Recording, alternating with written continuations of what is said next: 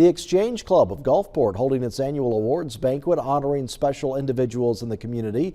The banquet took place at St. Mark's Episcopal Church, where law enforcement as well as students from 5 schools in Harrison County, they were awarded for their special achievements, which included Officer, Firefighter, and Youth of the Year.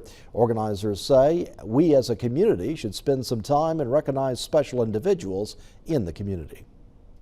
Everybody needs to come together and try and make our communities better.